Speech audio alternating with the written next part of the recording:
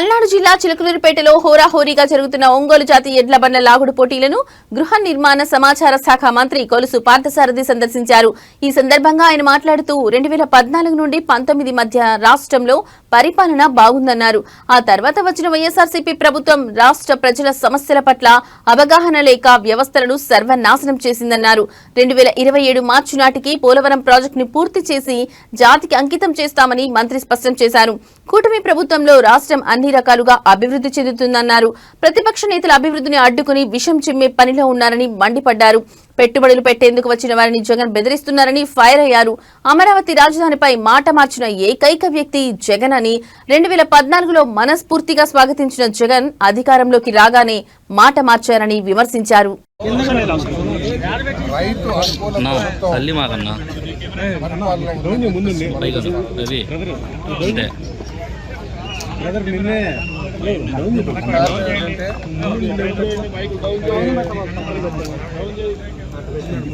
ప్రభుత్వ అధినేత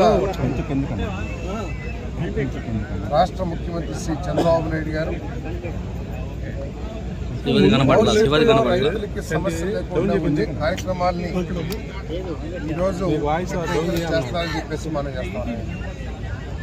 పోలవరం ప్రాజెక్టు మూలంగా ఈ రాష్ట్రానికి ఏది మేలు చేస్తుంది, ఈ రాష్ట్ర భవిష్యత్తు కోసం ప్రభుత్వం ప్రజల చేత ఎన్నుకోబడ్డ ప్రభుత్వం ఏమి చేయాలనే అవగాహన కానీ ఆలోచన కానీ లేని ప్రభుత్వం కేవలం ఒక 5-6% పనులు చేసేసి మరి ఈ రాష్ట్రానికి రాష్ట్ర రైతాంగానికి తీరని అన్యాయం చేసిందని చెప్పేసి మనం చేస్తాము. మరి ఈరోజు ముఖ్యమంత్రి గారు పదవి స్వీకారం చేసిన మొట్టమొదటి రోజు నుంచే ఆ ప్రాజెక్టు ఏ విధంగా కంప్లీట్ చేయాలని చెప్పేసి మరి కేంద్ర ప్రభుత్వంతో ఇంజనీరింగ్ శాఖతో ఇరిగేషన్ శాఖ అందరూ కూడా సమన్వయం చేసుకుంటూ మరి వచ్చే నెల నేను కూడా మొన్న వెళ్ళాను, నేను ముఖ్యమంత్రి గారితో పాటు కాంట్రాక్టర్లు చాలా నమ్మకంగా వచ్చే సంవత్సరం 2027 మార్చి కల్లా ఈ ప్రాజెక్టు పూర్తి చేసి మీరు చెప్పనేయండి, నేను చెప్పనేయండి వెంటనే స్పందించి మంత్రుల్ని అధికారుల్ని ఆ ప్రాంతానికి పంపించి ఏంటి సమస్యను తెలుసుకుని మా ప్రాంతంలో కోకో రైతులు నష్టపోయారు, కోకో కొంటానని చెప్పేసి మాట ఇచ్చిన ఫ్యాక్టరీలను కూడా ముఖం చాటేస్తే కిలో 50 రూపాయలు ప్రభుత్వం చెల్లించి కోకో కొనిపిస్తున్నాం. అదేవిధంగా మీరు వేయండి పంట అని చెప్పేసి బ్లాక్బెర్రీ అవన్నీ కూడా పొగాకు పంటను వేపిస్తే ఈరోజు ఆ కంపెనీలన్నీ కూడా ముఖం చాటేసి మరి రైతులకు అన్యాయం చేస్తే మరి 20,2 కోట్ల కిలోలు మరి పొగాకు కొనే కార్యక్రమం చేస్తూ ఉన్నాం. మరి అదేవిధంగా ఎక్కడ సమస్య వచ్చినా కూడా చేసే కార్యక్రమం మరి ఒక పక్కన ఈ విధంగా ఈ ప్రభుత్వం పనిచేస్తూ ఉంటే మరి ప్రతిపక్షం ఏ విధంగా చేస్తుందో ఒకసారి ఆలోచించాలని చెప్పేసి మనం చేస్తాం.